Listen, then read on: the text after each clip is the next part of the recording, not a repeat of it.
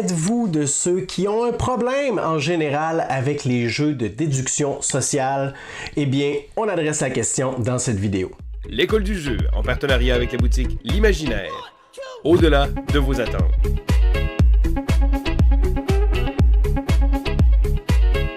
Comme vous le savez, Vince est allé au Gen Con il y a quelques semaines, événement ludique le plus grand, le plus grandiose, le plus visité en Amérique du Nord. Et au Gen Con, il y a une tonne de gens qui s'y rendent et Vince a eu l'occasion de rencontrer une tonne de gens très intéressants qui avaient des choses très intéressantes à dire. On a donc compilé ces entrevues que nous allons vous proposer dans différentes vidéos. Et c'est pourquoi je fais une apparition au début de cette vidéo parce que nous avons pensé à vous. Les personnes qui seront en situation d'entrevue avec Vince parle strictement en anglais. Alors c'est dommage, on ne veut pas vous priver des informations qu'ils ont à vous donner et j'ai décidé que je ne voulais pas vous proposer l'entrevue simplement comme ça avec des sous-titres. Je trouvais ça un peu plus convivial tout simplement de vous adresser la parole avant l'entrevue pour vous faire une espèce de topo sommaire de ce qui sera dit pendant que Vince va adresser la parole à notre invité dans quelques instants. Alors dans cette vidéo, vous verrez Vince adresser la parole à Nick Metzler, qui est un jeune auteur, je ne sais pas en fait quel âge a Nick, mais qui a quand même un curriculum intéressant pour son âge. C'est l'auteur derrière le jeu de déduction sociale Hail Hydra et le tout nouveau Wakanda Forever, dont il sera question d'ailleurs dans cette entrevue. Alors je me suis pris quelques notes pour vous tout simplement communiquer les points qui seront abordés et si ça vous intéresse, vous pourrez rester avec nous jusqu'à la fin de cette vidéo pour avoir tous les détails vraiment complets lors de l'entrevue. Alors vous allez voir au début de cette vidéo, Vince va demander à Nick comment il a eu l'idée derrière le jeu Hail Hydra. Alors Hail Hydra, pour ceux qui ne le savent pas, c'est un jeu de déduction sociale pour un groupe en général, donc de 5 à 8 joueurs. Et Nick va tout simplement répondre qu'il a conçu ce jeu pour répondre à un des problèmes qu'il avait personnellement avec les jeux de déduction sociale en général. Et là, je me suis vraiment reconnu dans ses paroles. Il va adresser le problème de l'aspect aléatoire. Un peu comme dans Loup-Garou, quand on reçoit un rôle de façon aléatoire en début de partie, et là, on est pris avec ce rôle-là, qui peut parfois être très impliquant, qui nous implique dans le jeu, ou parfois le rôle de villageois qui fait en sorte qu'on peut passer une heure en ne faisant absolument rien de génial. Alors, ce point-là va être adressé, mais également le problème de joueur alpha, qui est le joueur de tête, hein, qui va vraiment dicter ce que les autres doivent faire, ce qu'ils ne devraient pas dire, ce qu'ils devraient dire, etc.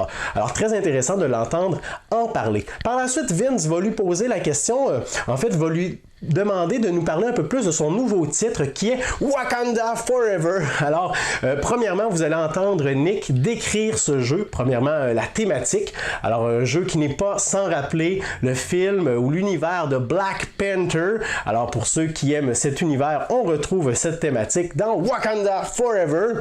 Mais également, côté mécanisme de jeu. Alors, c'est un jeu de dés pour 3 à 5 joueurs avec des pouvoirs asymétriques qui n'est pas sans rappeler le jeu King of Tokyo. Donc la comparaison va être faite elle-même par l'auteur. Alors ce serait très intéressant de l'entendre comparer son jeu avec un jeu qui a bien fonctionné par le passé. Et finalement, Vince et Nick vont vous parler de l'asymétrie dans ce genre de jeu-là qui est bien importante aujourd'hui en 2019 dans les jeux si on veut se distinguer un peu. Donc dans Wakanda Forever, chaque joueur représente le leader d'une tribu et chaque tribu va avoir des caractéristiques uniques, aura la possibilité d'obtenir de nouvelles caractéristiques en cours de partie en affrontant tout plein de vilains. Alors voilà ce que Vince et Nick vous parleront grosso modo dans les prochaines minutes. Je vous laisse les écouter. Bonjour mes petits Wakanda, c'est Vince de l'école du jeu et je suis en présence de Nick Metzler. How are you, Nick? I'm doing excellent. How are you? I'm super duper great. Excellent.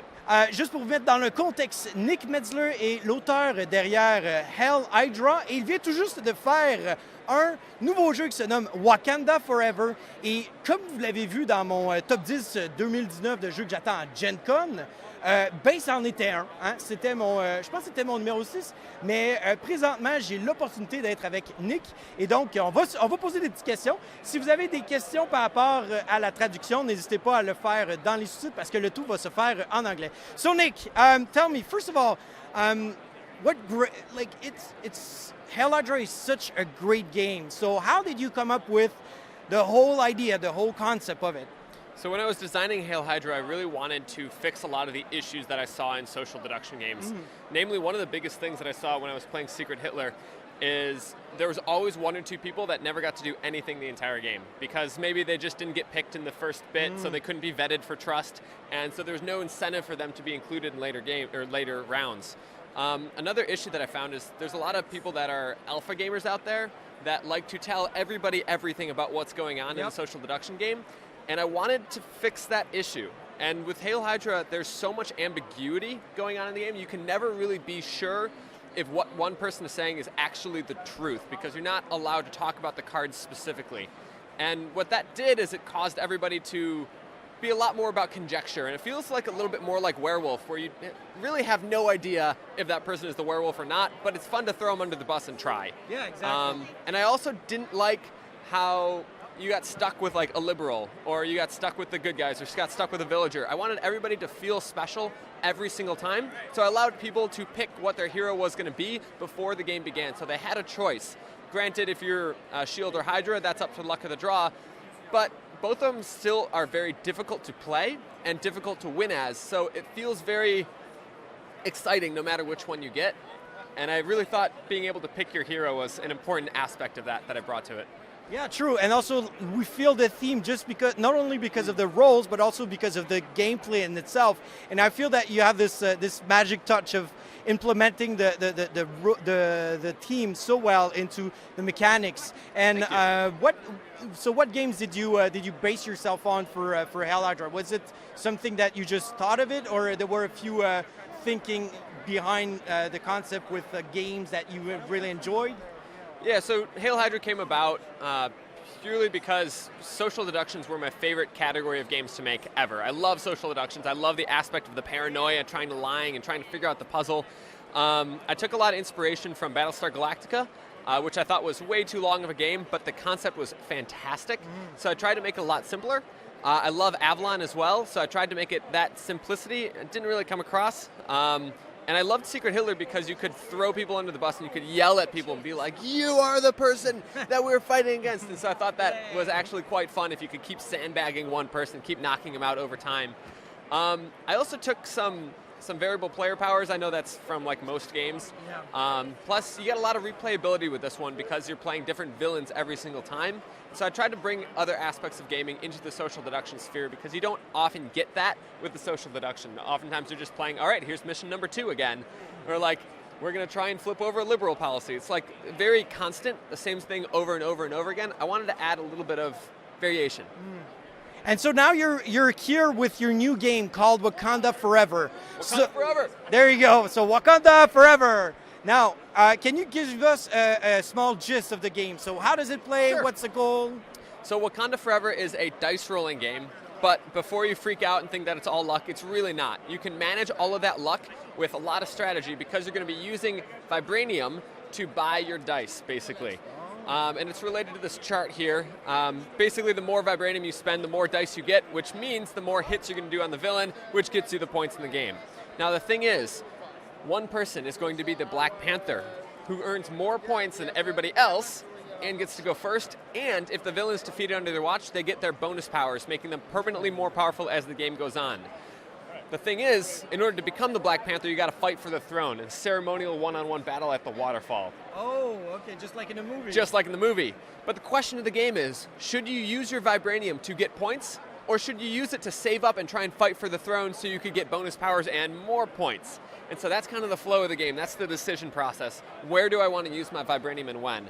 So there's a lot of tension because of the decisions that you're making, but also I feel that every tribe is working differently, and you also have to take care of the villains. Am I right?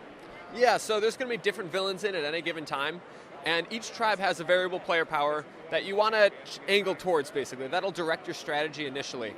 But as you get more villain powers, because maybe you're the Black Panther and you defeated a villain under your watch, you're going to add more and more strategies to your set, and it's going to change the way that you might want to play the game, and so that you can get more points at a much faster rate. Awesome. I'm really excited to play this game, and I'm really, really excited to show it to the people that are following us. Would you like to add anything else? Is there something else that you would like to tell us before the end of the interview? Yeah, it's a little bit like King of Tokyo. So if you like King of Tokyo and you like that speediness of the gameplay, we captured that here, but we added one more element, which is the Black Panther throne. Plus, there's a little bit of a resource management aspect of when do you use Vibranium or not. So if you like King of Tokyo, you will love Wakanda Forever.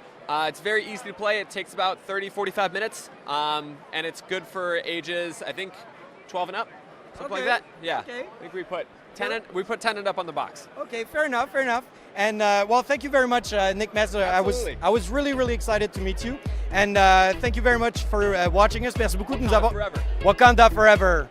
Merci de nous avoir écoutés. Et sur ce, je vous souhaite à vous et vos amis un bon jouage. 1, 2